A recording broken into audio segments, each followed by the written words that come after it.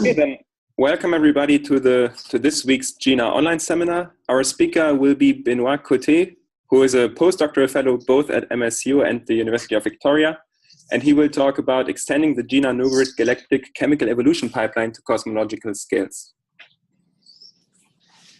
All right, thank you. So I guess we made the test. Everybody hear me well. It's okay. So today I will talk about this chemical evolution pipeline and also how we plan to bring the code currently into a more complex framework. So I will start by describing a little bit what is chemical evolution, describing what is our code and what we have done and what we plan to do in the future to make this for broader interest. So for those who see me, that I'm currently sit, I'm not always relaxed that way when I do presentation. I just want to keep my hand on the trackpad so we can see this nice pointer, so don't think I am over relaxed. So let's start. So galactic chemical evolution is basically the study of the way the elements are evolving in galaxies. So the basic process that produces this is the life cycle of stars. So you have gas inside a galaxy, here the Milky Way, and this gas will eventually collapse to form stars. And all these stars will produce new elements through nuclear reaction processes, and then these stars will eventually die and release their ejecta through stellar winds or supernova. And when that happens, the mass that has been synthesized, at least a fraction of it, go back into the gas where originally the star formed, and then you have a gas that is more enriched in new elements. And now these gas with new elements will collapse once more to form new stars and produce a cycle over and over again. So as you move forward in time, you actually enrich your gas more and more. And in astronomy, we call that the evolution of the metallicity. So we often say, oh, the metallicity is increasing, and that basically means the fraction of metals is increasing. And the metals are everything that is not hydrogen and helium. So here is a typical plot that we might look at when we do chemical evolution. So for example, here you see the calcium abundances as related to iron as a function of iron concentration, or for short Fe/H, or sometimes it's called just metallicity. And it is in bracket notation, so you have the equation down there, and it's in the log space, normalized to the sun. So what it means is when you reach 0 and 0 on both axes, you finally reach the chemical composition of the sun. Now the way you need to read this, so each of the crosses are actually a star in the Milky Way, so the abundance has been derived through stellar spectroscopy. And the way to read this is this axis is actually a proxy for time. So at the beginning of the universe, you didn't have any iron. And then as you move forward in time, you have the life cycle and the gas gets enriched more and more in iron. So hydrogen is not produced. And you actually go from here to the past to here toward the present. So that's how you need to read these kind of plots. So this is a generic plot where we look at the Milky Way in general, but recently there has been more complex data set, for example, the Apogee data set. So there is a huge amount of information right here. So basically what you're looking at is the alpha over iron abundance ratio as a function of the iron concentration on the y-axis. So each of the cells represent the same alpha over iron ratio, but you are looking at a different location in space. I'm not hoping that everybody understands all of these cells, but the basic thing to understand, if you go from one of the lower cell to the upper cell, you're going above the galactic plane. And if you go from the left to the right, you're actually going from the center to the outermost side of the galaxy. So this is very rich in information. And one of the goals of galactic chemical evolution is to be able to understand all these patterns. So why, when you look at different locations in galaxies, you have different chemical abundance patterns. And this is a very complex process because it involves nuclear physics, because it creates the element there. And you also need to understand how the Milky Way and galaxies in general are forming to produce this kind of behavior in 3D. And more generally, I would say that galactic chemical evolution has a goal to understand the origin of all the elements, not just alpha elements, but heavy elements, light elements, and also try to understand the patterns in the Milky Way, but also in other galaxies that are nearby.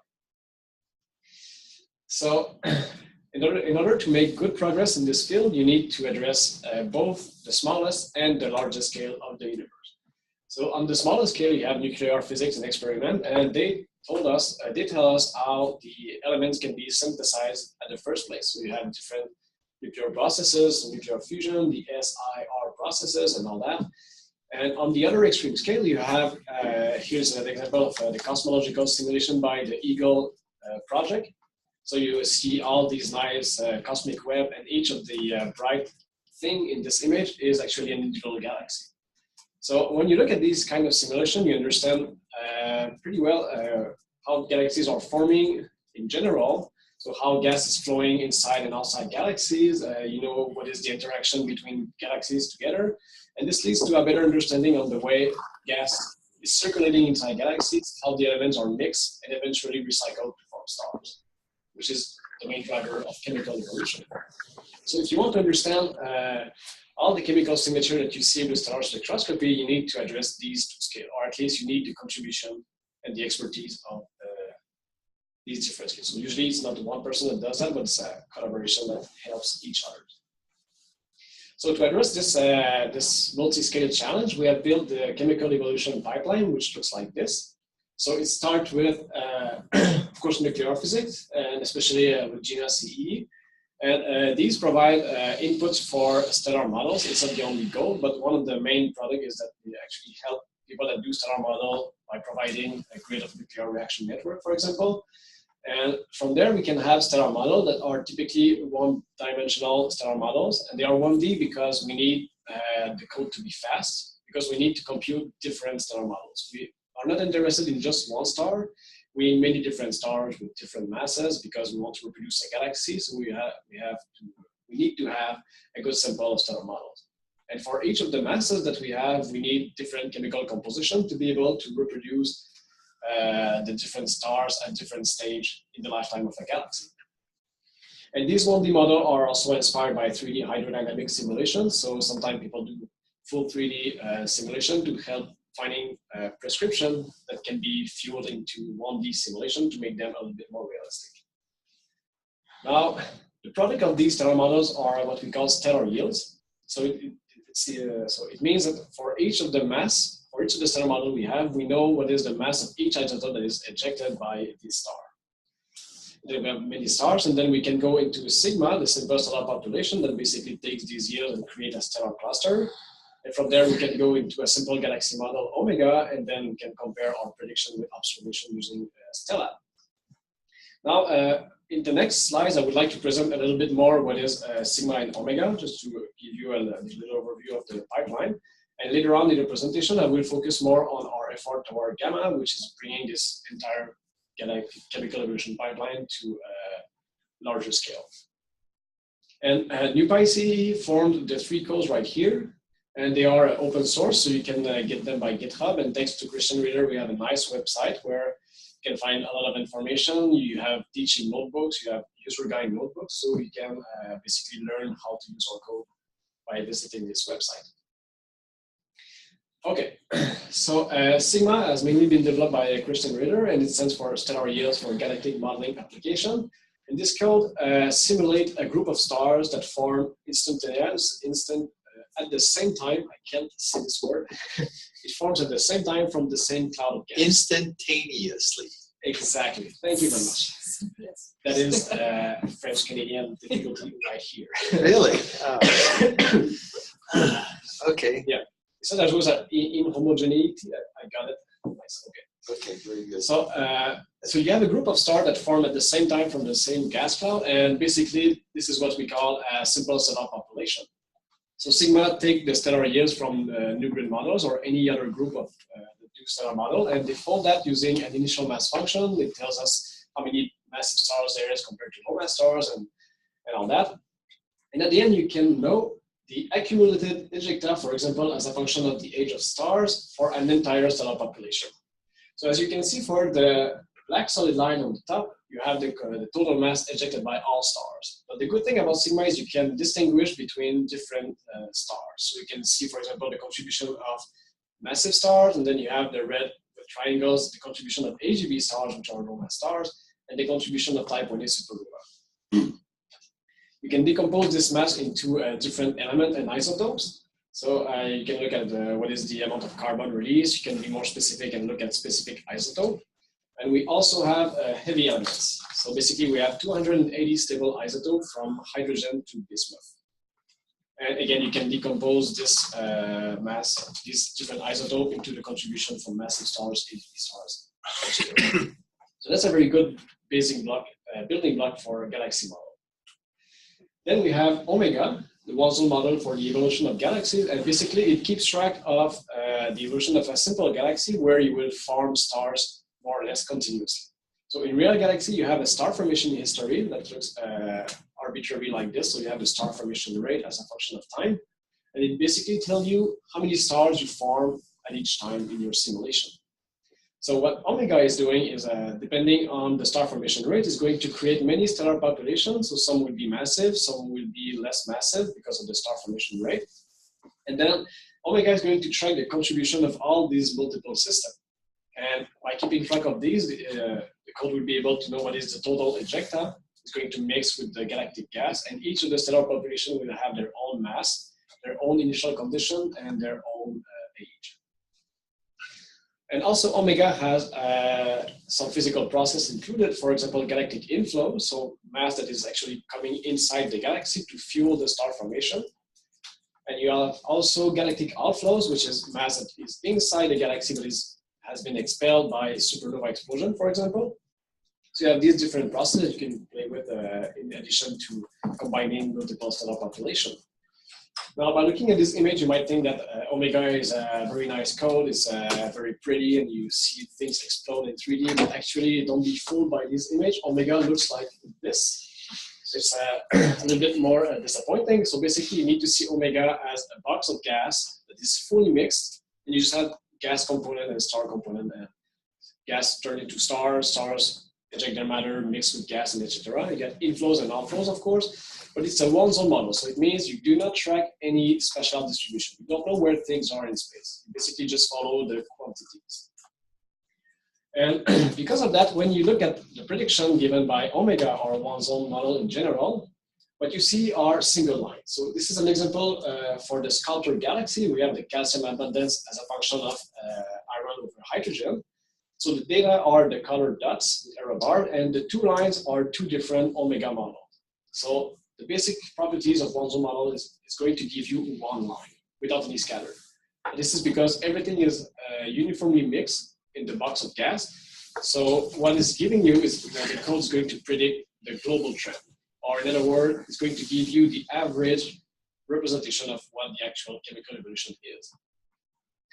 Now, this is a very simple model, I admit, and you might ask, why do we actually want to use such simple code?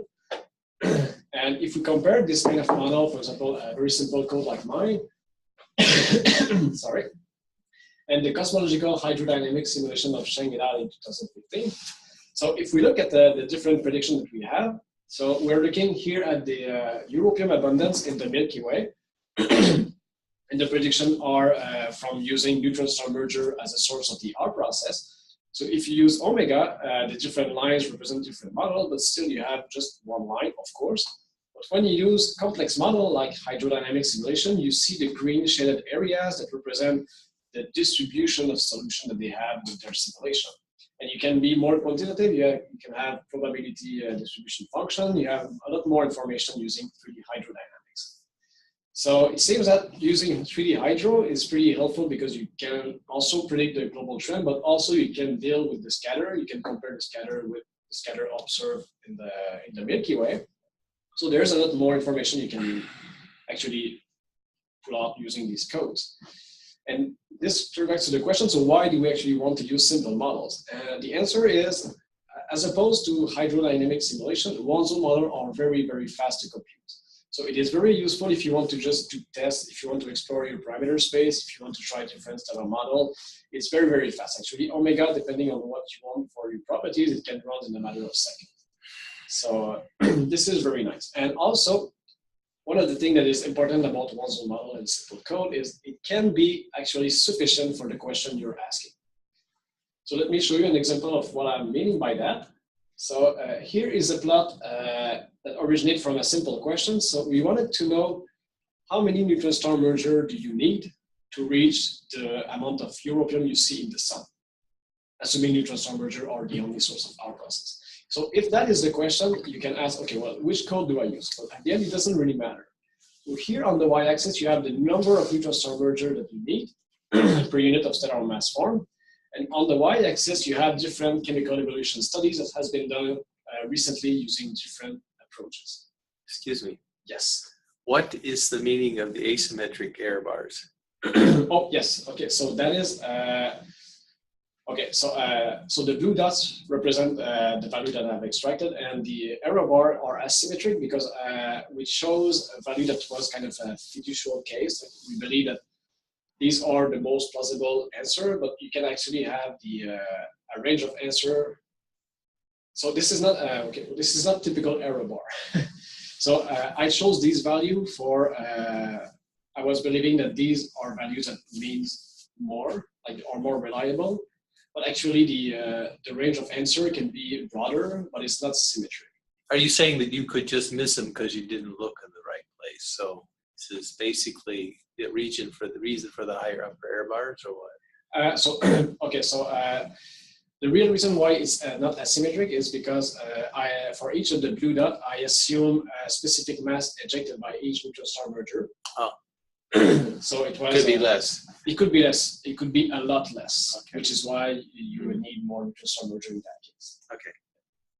I should prepare a better answer. So people have asked me about this asymmetry error bar, and each time I say, "Oh," but there's a good reason. So so the error bar basically represent the range of answers that are possible given the uncertainties in the yields and also in the number of neutron star mergers. In the mass ejected by neutron star mergers. But once I correct for all this, and I assume that each of the simulation has actually used the same properties, I do this correction, and then I have these different blue dots. So this is the number that each of the study are giving me, and it's converging within a factor of 4. So I don't know how big your uncertainties are in your work, but factor of 4 is not that bad for me. So I was kind of happy, and I think it is kind of impressive because this is the answer that I get using very, very different codes. So it comes from simple code like mine, one-zone model, and it also includes a very complex code like cosmological hydrodynamic instrument simulation, and they all converge in a factor of 4. So if your question is just how many neutron star merger you need, you do not actually need to go overboard and do a big fancy hydrodynamic code. And just to as a side note, many of these simulations were not just asking that question, so they made hydrodynamical simulation for a good reason, so that's aside the parenthesis. And I want to show you another example to prove my point, and I think this one is really interesting. So here you have the one-zone model of Shaki Kobayashi in 2001, so pretty much like a one-zone model like mine. And so you see the black is the black dots and symbols are observation, and the line are her prediction from her simple model. Obviously, it's a line because it's a one-zone model. But the nice thing is that she also had a paper in the same year, that used exactly the same stellar yields input. So the same stellar model, but she just changed the code. Now she used a full 3D chemodynamic simulation. And she just changed the yield. And it's very interesting to look at the different results. So you have calcium here, the prediction fits pretty well the data. Same thing here. And here on the hydrodynamic side, you have the data left and right. And the predictions are the map, like a red and yellowish thing. And if you look at cobalt, I think it's very interesting. So you have a very flat distribution, exactly as in the one-zone model. And you kind of fit the data well at high metallicity, but when you go on a straight line, you miss the data at low metallicity, exactly as in the one-zone model. So the bottom line of this, that was a great experiment, and it shows that complex simulation will basically only generate spread around your global trend. But it's not going to change your global trend. What is changing the global trend is your stellar yields. So if you change the nuclear physics assumption, if you change the stellar yields that you input in your model, you're going to change all that. So this is very interesting, and it tells us that if your goal is only to test stellar models, well, actually, if you want to look at the global trend, you can use safely simple models. So that was an interesting result, and we got more and more confident in using our simple code to address questions, so we know it was reliable. And here is a plot, again, from Kobayashi in 2001. So you get the evolution of potassium and scandium abundances as a function of metallicity or Fe on H. And as you can see, the lines are all lower, too low compared to observation. And it's not because of her model. Everybody has this problem. This is a long-standing problem. And the problem comes from stellar yield. This is just because your stellar model do not produce enough potassium, do not produce enough scandium. So if you go toward full 3D hydrodynamic simulation or very complex model, it's not going to change the fact that your star do not produce these elements. So you will have the same problem. So here you go, you can investigate this using simple model. And Christian Reeder, which is now a postdoc in Kiel, he recently got his PhD in Victoria. He analyzed a NuGrid massive star model, and some of them actually experience carbon-oxygen shell merger. So massive stars are kind of having this complex layer, and sometimes carbon can be ingested inside the oxygen layer. And when that happened, he saw that there was a very nice nucleosynthetic pattern. So this is the overproduction factor. It means how much stuff is produced by these shell merger, and you have the charge number on the y-axis. So as you can see, it's producing odd Z elements, potassium, chlorine, and scandium. And we tried with our chemical evolution code. We say, okay, well, what if we include this signature into our simple code? Now, here you have scandium for the Milky Way, and then the red line here is the line from Kobayashi, and the purple line is what we have originally in our grid of yields. Now, the green line with squared is what happened if we assume that all massive stars up to 30 solar mass actually experience such shell merger. And when that happened, we overproduced the elements compared to observation. And because we englobe the data using our two extreme case, we believe that if some fraction of these massive stars could have these shell merger, we would be able to explain the production of scandium in the Milky Way, and also for potassium. Now, if we use this set of yields with the kind of yellowish line, we have a lot of chlorine, and we actually overproduce chlorine. But if we use another case, for example, the purple one, we have more potassium than chlorine. So all these things are currently under investigation. The exact abundance pattern of the odd Z element depends on many things like the condition in the initial mass of the stars. But one thing for sure, it produces odd Z element, and simple code are enough to just test this theory. Another example of how we can use our code. So recently, Pavel Denisenkov studied the nucleosynthesis of rapidly accreting white dwarf, and it turns out to produce the I process. So he provided me with a grid of metallicity-dependent yields for this thing, and he had a collaboration with Ashley Reeder to provide us with population synthesis code. What is the rate of this event in a galaxy? So we just basically add that in our code. So in Omega, and we run the code using this information until we reach the sun.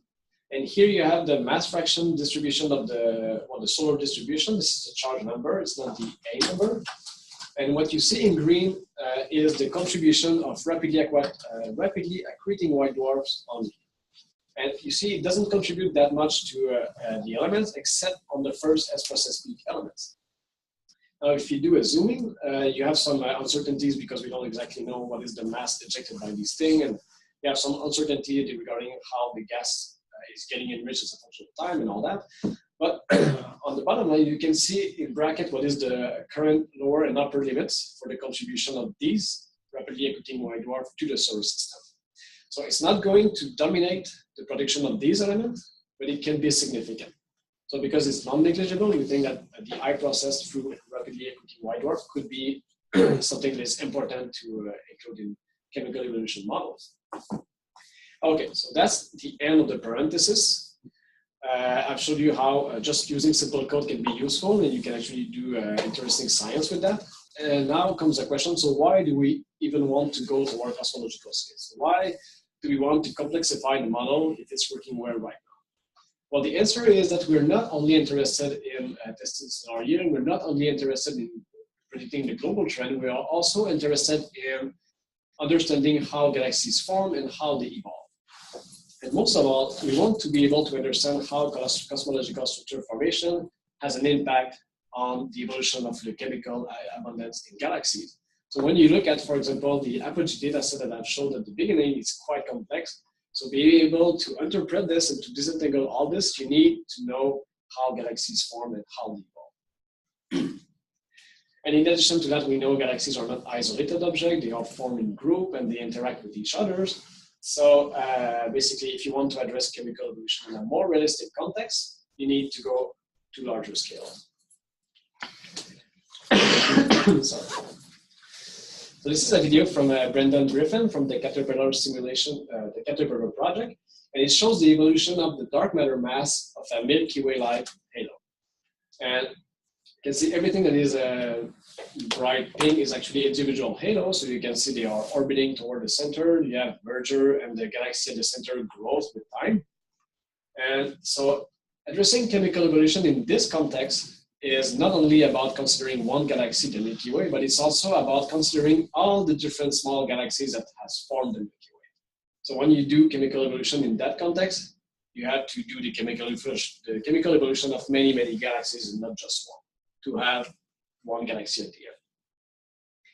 And this is basically where I'm going to start to talk about gamma. So that's the purpose of this code. It stands for Galaxy Assembly with Merger Trees for Modeling Abundances, because we needed to keep a Greek letter.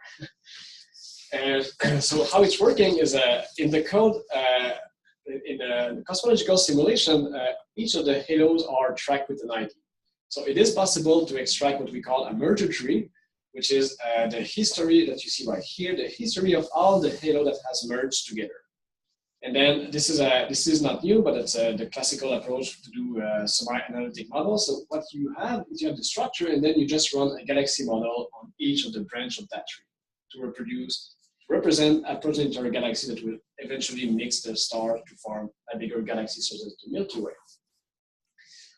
Now, here is what our galaxy model looks like. You have a big halo filled of gas, and you have a galaxy at the center where a star will be forming. And now, of course, you have some interaction, you have some cooling from the halo inside the galaxy, you have outflows, and you have pretty much a lot of interaction with the external medium as well.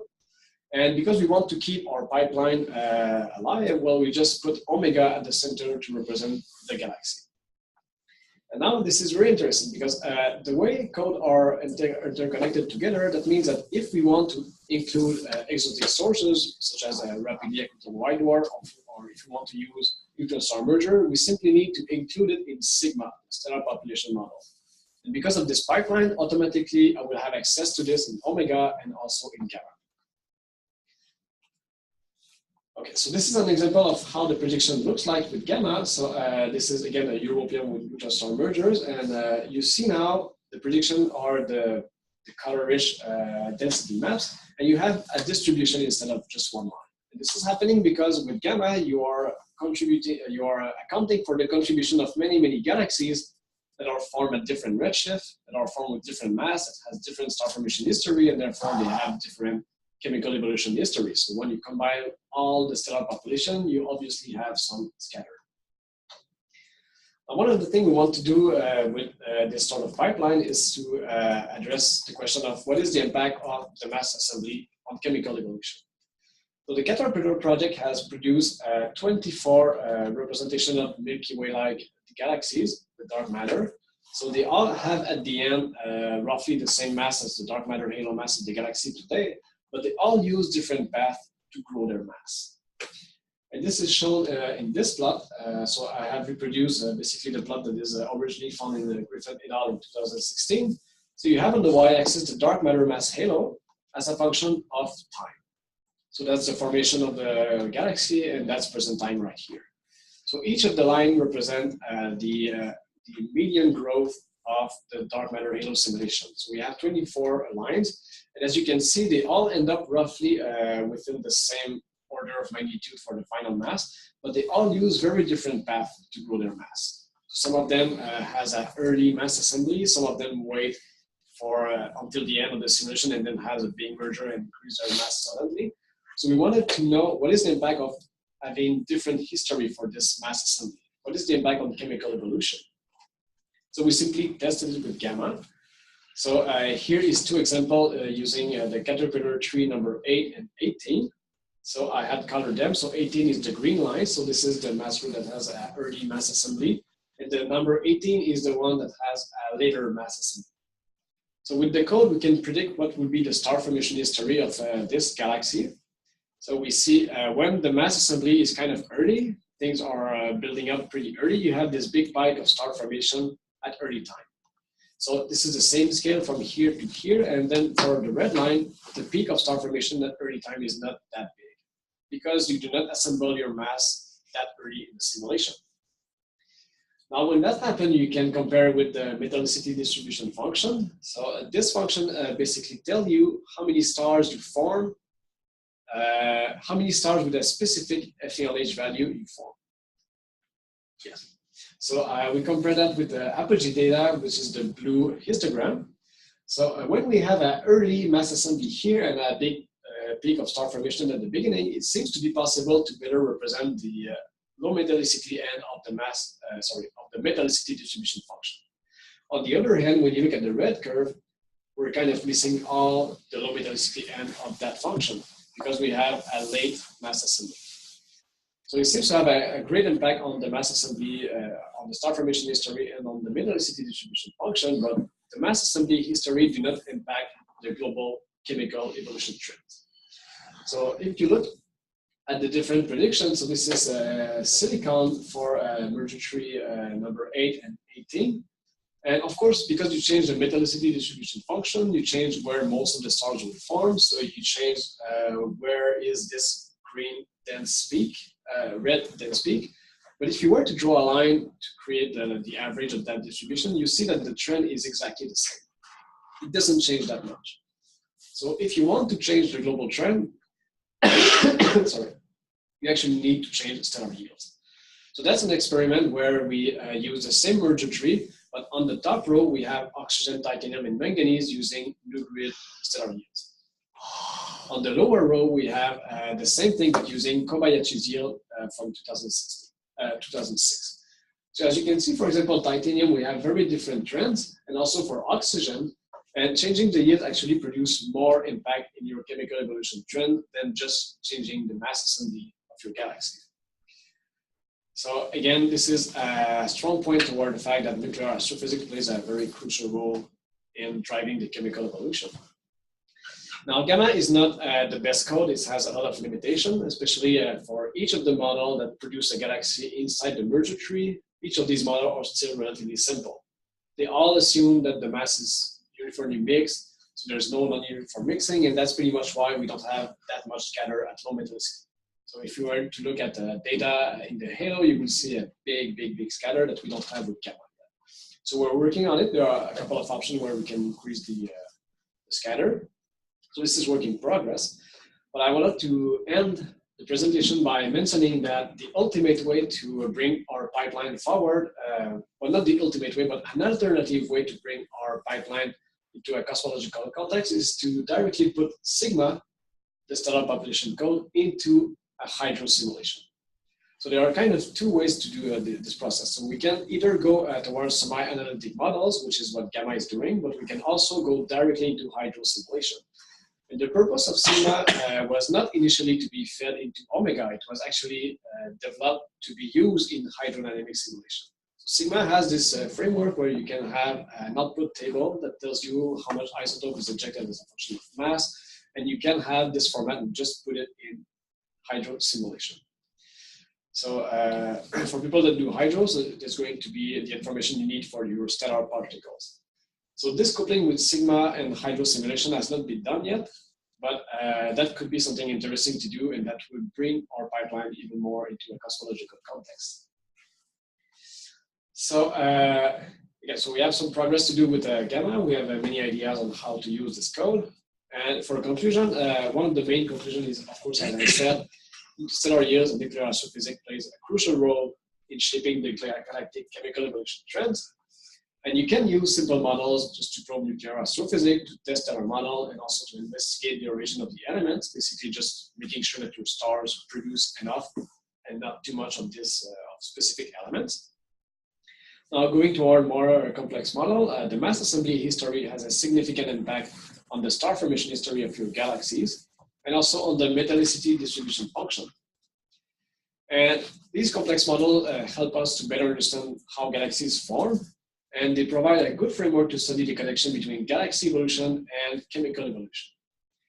Again, when we are coming into an area of big data with large spectroscopic surveys such as Gaia, Apogee, and Kala, and all that, And of course, to be able to disentangle all this information, we need to know both about the origin of the elements, but also how galaxies are forming. So yeah, that's why I think that connecting the smallest and the largest scale is crucial to make good progress in this field. And I hope you enjoyed, and that's my last slide. Thank you very much. Okay, thank you very much. Okay, if you have any questions, please indicate so in the chat, but I suggest that the people at MSU go ahead if you have any questions while we wait for the others. How much does GR factor into these codes? General relativity? Yeah. Oh wow, there's no GR in our code right now. So but in the mergers, you would think that it might be important. Right? Well, it is important for some aspect. For example, we're dealing with things that are at such large scales, so actually the Newtonian gravity is perfectly fine for that. But for example, one of the things that is affected by GR is when I want to do simulation with neutron star merger, I need to know as an input how much mass is ejected, and the only constraint, well, there's some constraint observationally, but if I want to go with theoretical prediction, I need to use the result from simulation that do these neutron star merger ejecta, and these need to have GR implemented. So yes, it is important. Sometimes. So you have parameterized mass inflows and outflows. How do you choose those in the one zone model? How does that interact with the environment? Is that just like a boundary condition you're setting? Or? So, yeah, well, there's a couple of options. So when I do a one zone model, well, first of all, yes, it's all parameterized. So there's a couple of ways you can do it. You can say, oh, if I had that many stars, that much mass would go up. And so you can decide how to parameterize this. But when I do a simple zone model, there's no such thing as the interaction. So when I lose mass, it's just it's magically disappear. But when I do, for example, gamma, which has a hot halo gas that retains some of the mass, and the metals can eventually cool down to come back. So in that case, I keep track of the mass that has been ejected around my galaxy. For example, if things merge together, you're going to combine their ejecta. And that's so far the most sophisticated thing I can do with interaction. So because we use semi-analytic model, it's hard to have a good grasp of the interaction because you basically decide what will be the interactions, as opposed to hydrocode. Well, hydrocode will just eject mass and see what's coming out, but in semi-analytic model, you need to tell the code what to use. Is it sensitive to what you choose? It is quite sensitive. So in gamma, well, it depends. So for gamma example, the star formation rate is fueled by how much inflows from the halo gets into galaxies. So depending on how you parameterize the interaction between outflows and inflowing gas, that will change a lot your star formation history. And but there was an interesting result that we found recently. We got a paper out of it. So if you just use omega and you have different inflows and outflows history, sometimes it doesn't really matter because the global trend is always going to be the same. It's always going to be triggered by your stellar yields. And we found that if we use different inflows and outflow model, you change a lot the physical processes that happen in your galaxy. So for example, you see that there's more or less mass that is ejected. But at the end, there's always a way to recover the trend that you were having with the other models. Okay. Yeah. So basically using one zone model, the choice of inflow and outflow does not really matter how you model it. To the relationship between FE over H versus exactly, because it might change the time scale, but once you look at FE on H as your proxy. Yes, but the thing is, so yeah, it changed the time scale, but you also have other parameters you can tweak to counterbalance that. So yeah, it's pretty flexible. But it turns out to be a good point for just investigating if your stellar yields are okay. For example, if you're not bothered too much about what's going on inside the galaxy, you just want to test your yields. Well, that's pretty much a good news. But otherwise, it's not.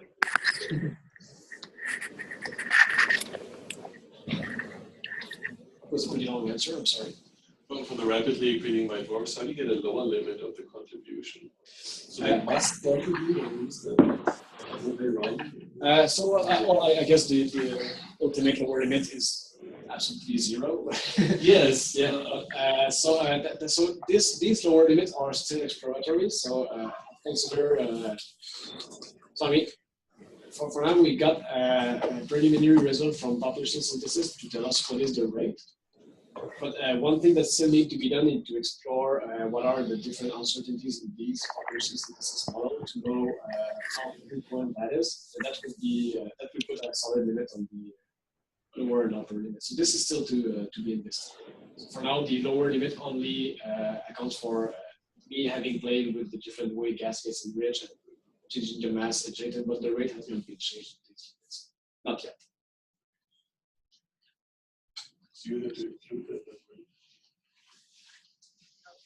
Okay, Rick has a question. Yes. Okay. Hey. Okay. Yeah, sorry, I wasn't sure if it was working here. My computer just crashed and had to reboot. Hey, Benoit. It's Rick out at ASU.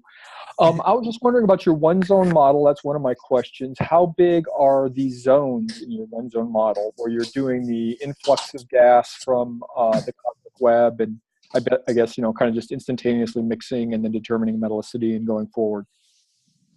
Yeah, precisely. So I think the question of how big it is something that we cannot really ask because I keep showing this box of gas, but in reality there is no dimension at all.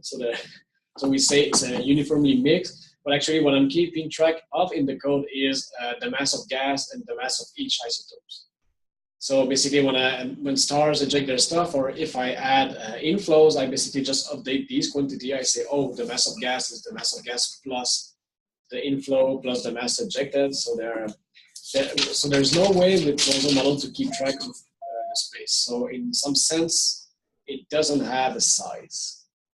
Well, maybe just kind of the scale of the galaxy then? Would that be fair to characterize it? Well, yeah, let's say all that galaxy fits in the gas.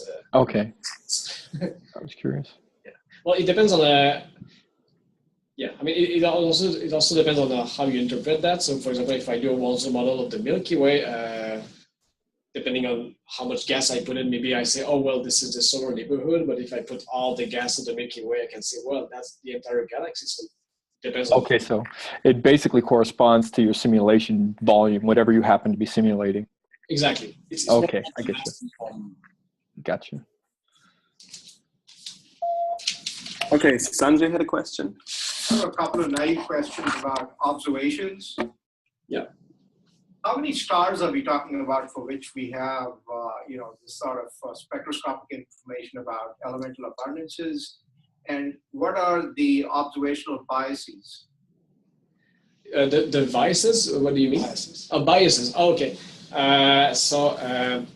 So for example, for a large spectroscopic survey, I think we're talking about millions of stars. So that's a really huge amount of stars in the Milky Way. And for the bias, so I'm not an observer, but I know, I think Rana could tell a lot about this. There's also this thing about if you treat non-LTE effect, I think it's a non-thermal equilibrium something. Hello, can everybody hear me? Thank you, Rana. Yes, hi Benoit, thank you for your talk. So for what Benoit was saying, so indeed when we are observing stars that, especially when we are going toward the very low metallicity stars, the very early stars, we have very large non-LTE deviations in the abundances, which means that the abundances that usually people measure using very simple methods that we call local thermodynamic equilibrium, they can actually deviate largely the numbers, especially for some elements.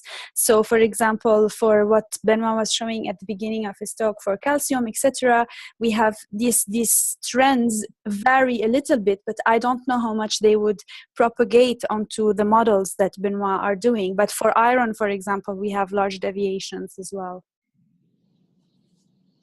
Yeah, thank you, Rana. And also, what I understood by talking about to observer is that not all the elements are equally reliable. So, for example, I heard that iron, the distribution of iron is pretty solid because there's so many lines to fit your spectra to derive the abundance. But if you look at, for example, potassium, I think there's only one or two lines. I think there's only one. So you don't have a lot of constraint to build up your atmosphere model. So some of the elements are not as reliable as the other end. I guess you just need to know it. Okay, if there are any other questions, please ask them now. Okay. Ingo, are you sure there are no other questions? There's so many chat. Yeah. Okay. So the first question in the chat is, what time steps are you taking? It's pretty flexible. So I tend to use kind of logarithmic time steps. So it's kind of a refined mind thing that at the beginning of my simulation, I know that the gas is quickly enriching. And I put a lot of resolution in time during this during this period. And at the end, when I know that the overall metallicity is evolving very slowly, I just change my time step to be a little bit bigger. So typically at the beginning, it can be, I don't know, like 10 to the 4, 10 to the 5 years. And at the end, it can be more like millions of years. And, yeah. Okay, and then there was another question by Rick. Hey, yeah, it's me again. I was just curious about your Sigma tool, and you talked about integrating into a large-scale hydrocode. Did you have one in particular that you're using that you kind of customized it, that you thought it would fit with well, or it's a very open-ended question, but... Well, I think it's kind of general. I was actually thinking about your code, for example. Okay, yeah, that's what I was wondering. Yeah, well, I think the generic, the general statement just, it depends on how you deal with your stellar particles, but Sigma is pretty flexible. It can gives you only the elements you want.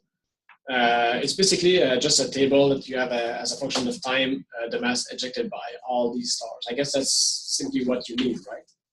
Something like that, yeah. I started looking at that kind of stuff about a year ago. There's another code, a chemical evolution code, and the name escapes me now. But yeah, this is kind of a natural next step for my research, is to kind of integrate this level of detail into the pollution stuff that I'm doing. So. Yeah, that would be great. I mean, I don't know which other code you're using. So if you ever decide to switch to Sigma, I would be happy to. Yeah, help me integrate it. Yeah. I can do some advertisement. And the good thing about Sigma is that we keep updating it. So, for example, I included rapidly accreting white dwarf and neutron star merger and magnetohydrodynamic jets from Core Collab Supernova just to test with the collaboration with Christian Ritter, and it's there. So you basically have access to this in your hydro code if you just make that connection. Very cool. It's only $10 a month. So just kidding. Okay, we have another question here. Yeah, I have a question about the experimental plot that you have shown at the beginning of your presentation, where the different abundances are shown for different. Sorry, can you speak a little bit louder? I have a hard time to hear you. Yeah, just speak. Yeah, I have a question about the experimental plot you have shown at the beginning of your talk with the abundances as function of time for different elements. Yeah. So I was wondering why in some cases you observe some, you have some points and in some other cases you don't have points apparently for objects with the same age. Is it possible that sometimes you find some lines and some other times you don't find at all any lines? So are you talking about this slide? Yeah, exactly this plot. Yes. So I think it's more about the fact when you look at different locations in galaxies, so the chemical enrichment process has been faster or slower depending on where you are. So when you depending on that time scale, you're going to enrich your gas faster or not, and therefore you're going to kind of shift all your data point toward lower or higher FELH value. Because if you increase your metallicity fast, iron is going to be increased very rapidly, and therefore you're going to have a higher iron over hydrogen content. So depending on your time scale in which this chemical evolution happens, you're kind of being able to do some translation in the y-axis with your data point, at least from the point of view of models. So I think it's more about different chemistry evolution than an observational bias or something like that. Okay, and when you make a spectroscopic evolution observation, excuse me, do you identify all the lines or most of the lines, and sometimes some lines are missing? Or... Oh, that's a good question. I do not know that answer. I'm sorry. I don't know. Unless Rana has something to say about this, I can't answer. I'm sorry, I didn't. Can you please repeat the question? Yeah, the question is related to the spectroscopic observations of these millions of stars. Yes. I was wondering, when you do that, if you are sure that you observe all the possible lines and all the elements, that you capture all of them, or if you capture some of them, and in some cases you don't capture them because they are below a threshold or something. Oh, I mean, that of course depends on the type of the star, depends how far it is, right? So for the stars that we observe, let's say in the halo or whatever it is, there are some elements that are usually found in most of the stars. So we find their lines. Other elements, for example, the N-capture elements, they are usually mostly found in the more metal poor stars. So the stars that are mostly found in the galactic halo. So it really depends. It's a question that really depends on what type of stars we are observing. Some of the elements are very, very rare. We cannot detect them at all, especially toward when we go toward the higher Z, and Z being the atomic number. So it's really relevant of what we are studying. Okay. Is that your answer? Yeah. Okay. Thank you very much. Sure. Okay. I don't see any additional questions in the chat, so I think we should thank the speaker again.